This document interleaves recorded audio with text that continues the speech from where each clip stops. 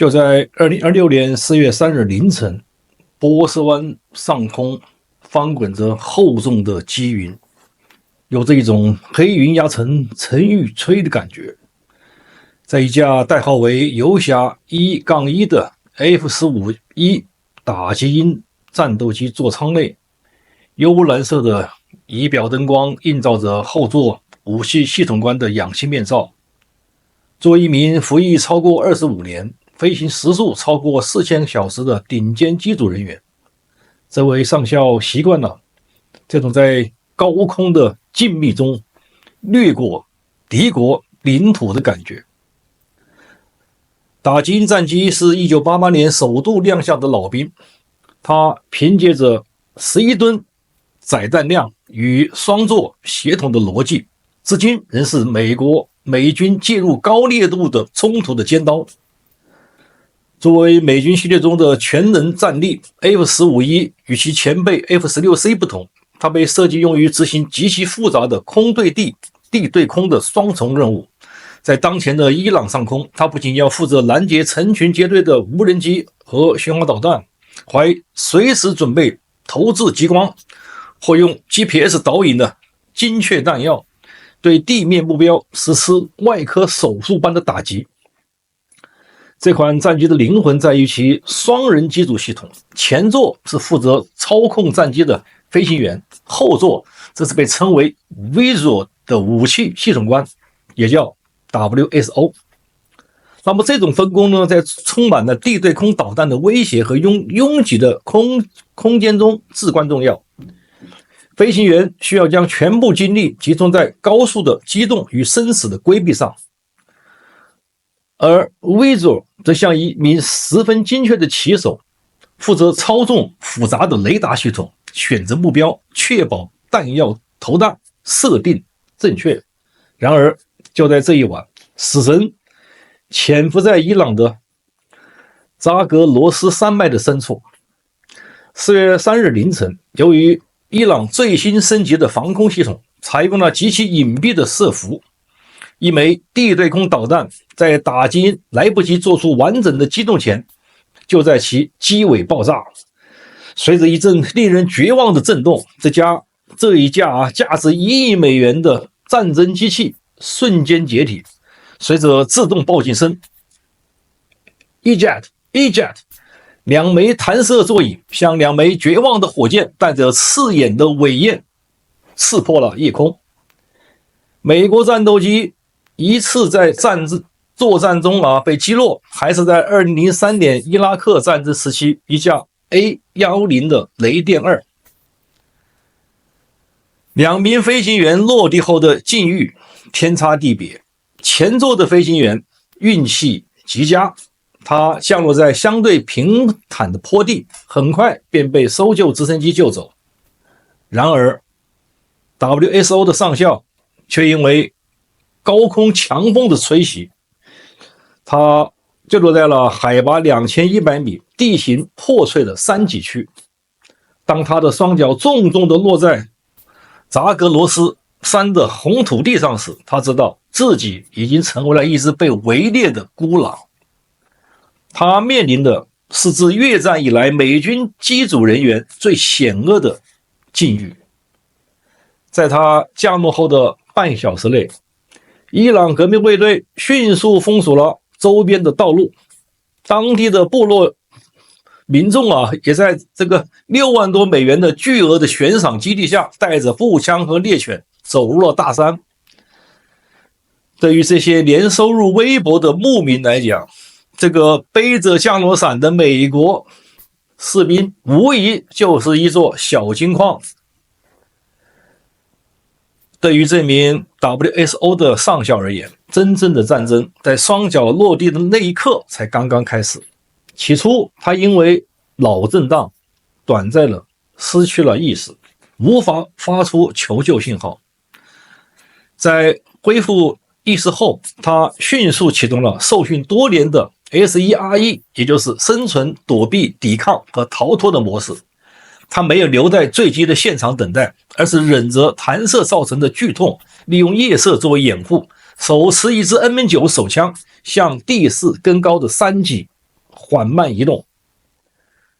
在他步行了大约10到12公里以后，他躲进了一处深不见底的岩壁的裂缝。在接下来的40多小时里，他不仅要对抗严寒和伤痛，还要在心理上对抗绝望。虽然周遭的环境极端的严酷，但他手中握有美军的战斗搜救王牌 CSAR， 这是一款由波音公司制造的 CSEL， 也就是战斗成活逃生定位的系统。这套系统呢，就固定在他的背心上，即使经历了剧烈的弹射，依然能立刻运转。它不通过无线电语音通话，而是发送极短的加密的脉冲、位置、状态以及受伤或者附近有敌人的预设信息。那么这些信号呢，利用跳频技术隐藏在普通的电磁频谱中。那么对于伊朗的搜救队来说呢，他们听起来就像无害的这个背景噪音，根本无法进行传统的三角定位。正是靠这种 CSEL 与军用卫星的实时数据传输，它始终与整个美军的救援网络保持着静默联系。它像幽灵一样的卷缩在崖缝中，利用深层包里面的轻量化的保温毯，将自己彻底隐藏在扎格罗斯山的阴影里。一个需要了解的背景资料是，美国的空军采用了伞降救援的模式。所谓的伞降救援呢，就是由一支美军精锐部队专门负责在敌后定位并营救被弹射的机组成员，并将他们搭载在代号 Whiskey 的直升机上带回。那么这种直升机呢，是经过这个一番升级，能够在敌人的炮火下执行撤离的任务的一个黑鹰。那么一旦飞行员被迫弹射，美国空军的作战搜救系统便会立即启动。那么这套系统在伊朗战争爆发前就已经部署在海湾地区，机组人员配备了由波音公司制造的特殊定位与通信的设备。那么该设备内置 GPS 定位系统，支持加密的信息传输，并具备卫星的通信能力。那么借助跳频技术和先进的加密技术，救援人员能够将飞行员的定位精准到数米的范围之内，同时又不会被敌方的追踪信号发现。就在飞行员的这个弹射座椅下方，还配有一套深层式装备，它用于确保飞行员在极端的环境下至少能够生存72小时。那么装备包括了急救包、防水的储物袋，以及净水片，以及高热量的能量棒等等。那么在地球的另一端，在白宫的战情室里，川普亲自坐镇，为了救回这个大兵 Ryan， 美军启用了自越战以来最庞大的战斗搜救矩阵。如果救不回来，川普将遭受伊朗和美国国内的双重的巨大的政治压力。所以对川普来讲，这次的救援行动是一场只许胜不许败的政治豪赌。那么拯救落单的军人或人质，美军的历史上也曾有过刻骨铭心的教训。我们来简单的回顾一下。就在美军的特种作战的编年史中，鹰爪行动是一个不能不提的伤疤。就在1980年的4月24日深夜，当时的卡特政府试图从德黑兰的大使馆中解救52名被困的人质。然而这场代号为鹰爪的行动尚未与敌人正面交锋，便在伊朗的沙漠中崩溃了。灾难呢，始于一场突如其来的强的沙尘暴，在漫天黄沙中出动了8架的直升机，陷入了混乱，一架坠入大海，一架被迫返航，第3架遭遇了毁灭性的液压故障。按照之前的战术预案，执行任务底线需要6架直升机。当可能的战力坠落到5架的时候，当时的任务指挥官不得不下令终止行动。然而，死神的收割并未结束，就在混乱的这个加油撤离的过程中，一架直升机意外地撞上了一架 C-130 的加油机，巨大的火球瞬间吞没了现场，爆炸中夺走了8名美国军人的生命。最悲催的是，这一切惨烈的损毁与伤亡竟然发生在与伊朗军队几乎还没有打出一发子弹的情况下面。你说惨不惨？46年前，那场在沙漠中夭折的营救也导致了卡特政府的政治崩盘，导致了他连任的失败。我们再来看看1993年，美军黑鹰在莫加迪沙坠落，飞行员杜兰特被俘。随后2名特战人员主动请求被投送到这个坠机点，试图保护幸存者，但他们最终战死。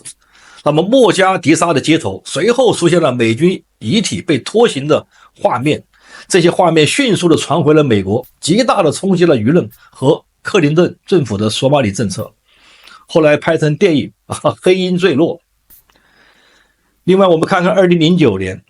士兵博格达尔被塔利班俘虏，随后被关押整整5年。最后美国政府不得不顶着巨大的道义压力，以释放5名关押在关塔那摩的高级头目为代价，换回了他的自由。今天如果这名上校落在了伊朗手中，他将势必成为伊朗电视台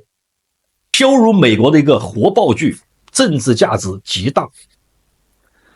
值得一提的是呢，在搜救失事这个飞行员前呢，美国的 CIA 还发起了欺骗战。这个欺骗战呢，就散布飞行员已经从这个陆地开始撤离的假消息，用以调虎离山。CIA 为了将伊朗革命卫的注意力从扎格罗斯山脉引开，他们专门策划了一场教科书式的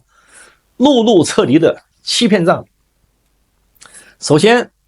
CIA 的情报官在加密通讯频道中故意泄露了一段经过精心伪装的对话，那么这段对话呢，磨砺了库尔德武装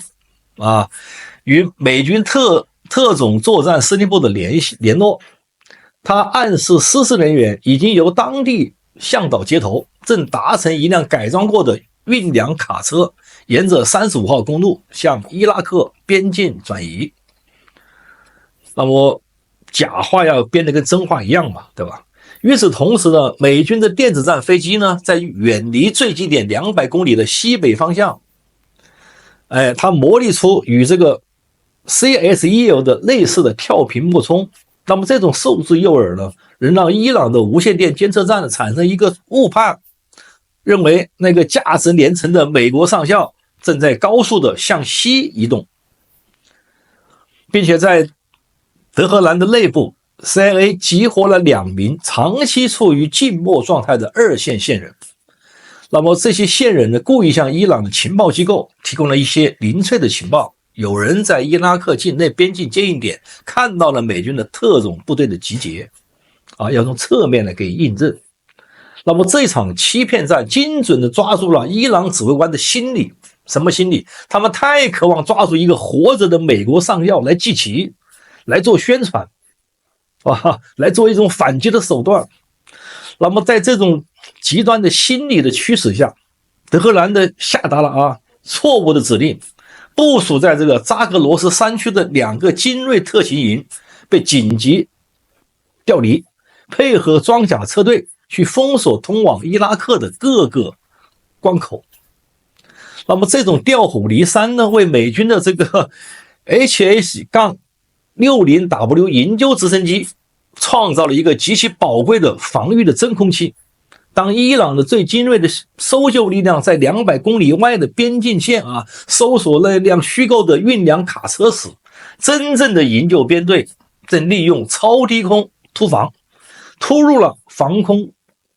空虚的扎戈罗斯的核心区。就在4月4日夜间啊，这场营救行动进入了最高潮。在卡塔尔、科威特和波斯湾的航母上，数百名特种兵和地勤人员正在进行最后的准备。为了确保安德森的安全，美军出动了一支足以灭亡一个小国家的空中编队 A-10雷电2型攻击机，负责低空扫射。那么这款绰号油猪的战机是飞行员眼中的空中坦克。当伊朗的革命卫队轻型装甲车队试图封锁山谷入口时， A-10以每分钟3900发的射速，用平油穿甲弹在营救区外围犁出一道宽达50米的死亡区，随进入死亡区扫射死亡。在高空， MQ-9 死神无人机利用其搭载的 WTS-B 多光谱瞄准系统，通过热成像将方圆20公里内的每一处热源实时传输给地面的特种部队。任何试图靠近岩壁的这个伊朗特勤人员，在黑暗中都无所遁形。并且呢，执行降落任务的是2架隶属于第41救援中队的 HH-60W 的绿巨人2代直升机。那么这款直升机呢，是专门为这种极端任务研发的。相比于普通的黑鹰，它最显著的特征是机头那根长长的空中加油探管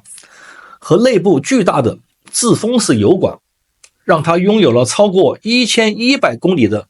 单程航程，足以从科威特直插伊朗的核心山区。一位参与这个营救的美军的官员呢，通过了作战地图，详细还原了地面行动的一个全过程。我们来看一下，他说，左边的山顶地区是上校躲藏的地方，右边的区域呢是临时降落的位置，相对平坦的位置。美国特种部队在那里降落了2架 C-130和4架直升机。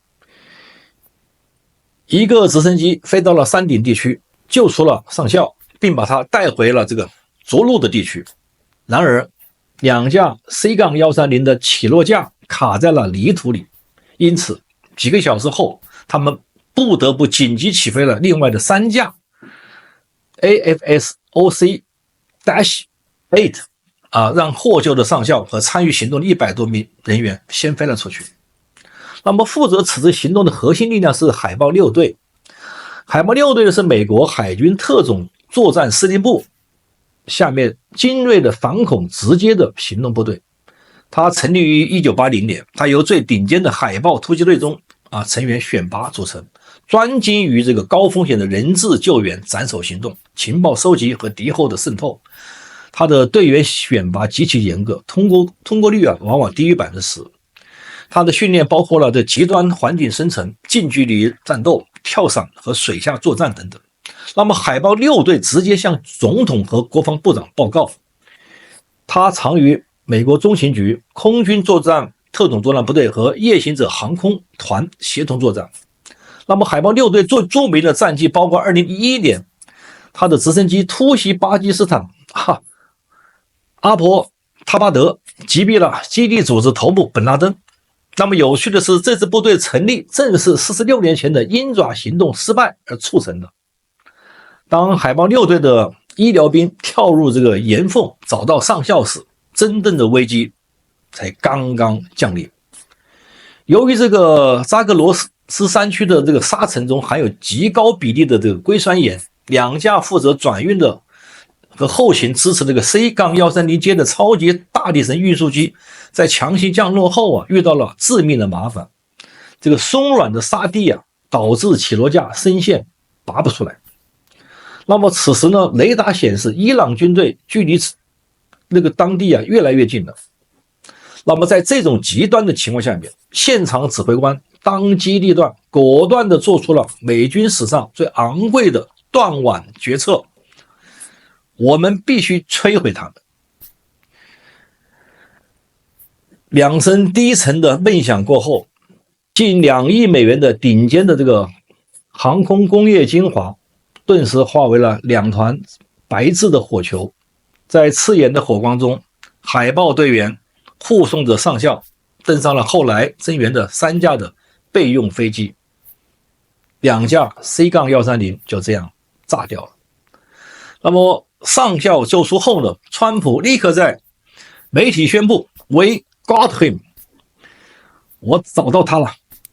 我们找到他了啊，并声称这是美国历史上最勇敢的搜救行动之一。目前这位上校已经被送往科威特接受治疗，目前情况稳定，生命无虞啊。那么事后的媒体盘点呢，这场接近48小时的行动，仅损毁的飞机的价值就高达了 3.86 亿美元，如果算上其他的这个损耗，估计总值在4亿美元左右。那么美军为什么要花4亿美元去救一个人？如果纯粹从商业的算术的逻辑来看呢，这显然是一个亏本的买卖。一个上校的抚恤金还有多少呢？2架运输机的钱足够造多少枚导弹呢？但是美国人不是这么算账的。我们看看美国人是如何算账的。在美国的军事文化中，士兵与国家之间存在着一份无形但铁血的契约。这份契约的核心不是士兵为国家牺牲，而是国家为士兵要兜底，在关键时候要去救援。这种契约精神在美军的士兵守则用一句话来讲，我永远不会离开倒下的战友。 We never leave a fallen comrade。 这不仅仅是一个口号，它是美军招募体系的基石。对于一个建立在个人主义基础上的国家美国，如果政府不能证明他比任何人都更在乎个体的生命，那么他就无法要求自由民去为其服役。所以从1993年的摩加迪沙的街头到2026年的扎格罗斯山脉，美军用极其昂贵的代价向美国大兵以及未来的准兵员证明，只要你穿上了美军的军装，不论你落入何方，你身后的美国都会不惜代价拯救你。这种信誉的价值远超了2架被炸毁的 C-130 运输机。美国文化的深处其实流淌着浓郁的清教徒血液。在清教徒的神学逻辑中，每一个灵魂都不是社会机器上的零件，而是上帝亲手的造物。因此个体的价值是绝对的、神圣的，并且在本质上是不可量化的。从拯救大兵瑞恩，从跨越诺曼底的寻找到黑鹰坠落那句悲壮的不落下任何一个战友，再到火星救援，那个用举全球之力接回那个孤独的这个宇航员，这些影视作品反复在讲同一个逻辑，为了救回一个可以动员全部。这种近乎偏执的执念，实际上也是清教徒精神在现在的世俗化的投影。这种情感共鸣是超越党派的，这也是为何川普在发文中强调，无论共和党还是民主党都应为此自豪，因为这触动了美国文明中最敏感的文化和文明的神经。至此，这场耗资4亿美元的大戏落幕了。这无疑是一场教科书式的战术胜利。